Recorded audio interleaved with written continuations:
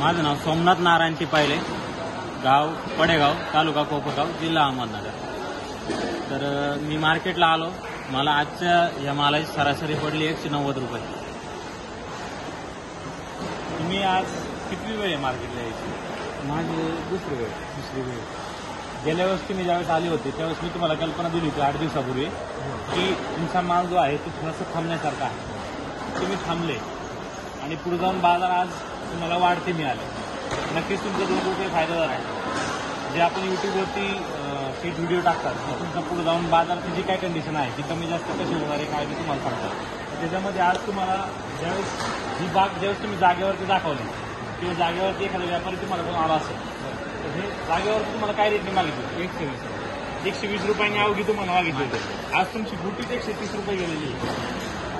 आज जर आपण या ठिकाणी बघितलं तर गुटीच 130 रुपये गेलेली आहे। माल अतिशय सुंदर आहे। त्याच्यानंतर हे 170 रुपये गेलेले आहे। त्याच्यानंतर हे 200 रुपये गेलेले आहे। हे जे आहे हे 200 रुपये या ठिकाणी गेलेले आहे। 26 कॅरेट आहेत ते। त्याच्यानंतर हे 235 रुपये गेलेले आहे, 9 कॅरेट आहेत। त्याच्यानंतर 250 रुपये वरचं गेलेलं आहे। साईज थोडीशी मीडियम आहे तरी रेट तुम्हाला त्या ठिकाणी चांगला मिळालेला आहे, कारण तुमची मालाची जी ग्लेजिंग आहे ती ग्लेजिंग तुम्हाला त्या ठिकाणी रेट देऊन जाते। आता जागेवरती ज्यावेळेस व्यापारी आला होता त्यावेळेस तुमची अशी मानसिकता का झाली नाही की मला जागेवर दिलं पाहिजे, मार्केटला नाही गेलं पाहिजे? नाही, मी ॲक्च्युली चॅनल सबस्क्राईब केलेलं होतं ना, कारण दानव सरांचे व्हिडिओ ऐकत होतो। त्यांचं एक आवाज दिल्यानंतर रेट वाढणार आहे आणि तुम्ही 10 नंतर त्याने अजून प्लस होतं, त्यामुळे मी 12-13 तारखेला मला आणला। त्यानंतर तुम्ही मला सांगितलं की अजून ते 8-1 दिवस थांबा आणि मग मला आणा। तुमचा माल थांबण्यासारखा होता म्हणून मी तुम्हाला सांगितलं की तुम्ही थांबले तरी चालणार आहे, कारण जर तुमचा माल खराब होत नसेल तर तुम्ही नक्कीच थांबलं पाहिजे, कारण पुढे जाऊन जर 2 पैसे आपले वाढणार असतील तर नक्कीच आपण त्या ठिकाणी थांबलं गेलं पाहिजे।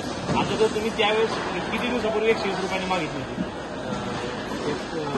12-13 दिवस झाले। 12-13 दिवस झाले। आज 12 दिवसामध्ये आज जर बघितलं तर आपण जवळजवळ निम्म्याने फरक पडलेला आहे।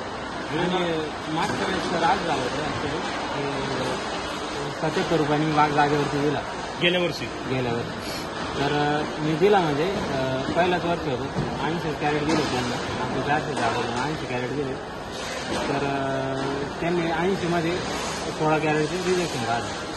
मग ते रिजेक्शन काढल्यानंतर 250 रुपये कॅरेटनं मागितलं मग त्यांनी।